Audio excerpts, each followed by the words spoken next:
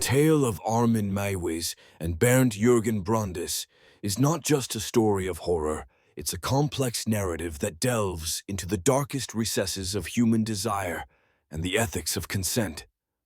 As the Rotenburg Cannibal, Meiwes didn't just become infamous for his acts, but also left the world grappling with profound moral questions.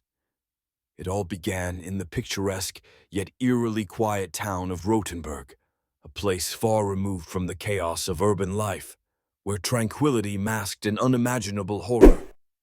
Armin Meiwes, a seemingly ordinary computer technician, harbored an extraordinary obsession that led him into the darkest corners of the human psyche.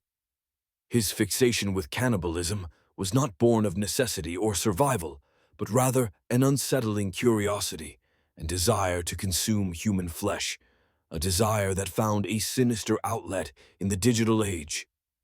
The Internet, a vast expanse where anonymity often shields the most deviant of desires, became the stage for Meiwes' macabre search. He posted an ad that sent chills down the spine of all who read it, looking for a willing volunteer to be slaughtered and consumed. In a world where fantasy often crosses paths with reality, this request was not lost in the ether. Instead, it found an audience willing to respond, a chilling reminder of the dark undercurrents that flow beneath the surface of society. Bernd Jürgen Brandes, an engineer from Berlin, was not merely a respondent, he was a willing participant in his own demise. His eagerness to be part of Meiwes' horrifying fantasy was a testament to the complexities of human psychology and the blurred lines between autonomy and self-destruction. The two men exchanged explicit messages, planning every detail of an act that defied comprehension. When Brandes arrived at Meiwes' secluded farmhouse in March 2001, it was more than just a meeting, it was the culmination of a sinister pact. The farmhouse, isolated and unassuming, was soon to become the site of a gruesome tableau. As they shared a candlelit dinner, the atmosphere was thick with an ominous tension, a prelude to the horror that was to unfold. In an act that defied all moral and ethical boundaries, Brandes became a willing participant in his own mutilation. Over a shared glass of wine, the two men embarked on a journey into the macabre, attempting to consume part of Brandes' body. This was not a mere act of violence, it was a dark ritual, a chilling exploration of human desire and the limits of consent. Hours later, the initial act of self-cannibalism escalated into something far more sinister. Meiwes took Brandes' life, methodically butchering him in a manner that turned the farmhouse into a scene of unimaginable horror. He stored 20 kilograms of Brandes' flesh in his freezer, a grotesque souvenir of an act that would haunt him for years to come. For months, Meiwes consumed the flesh of his friend, dining on it with a deliberation that defied understanding.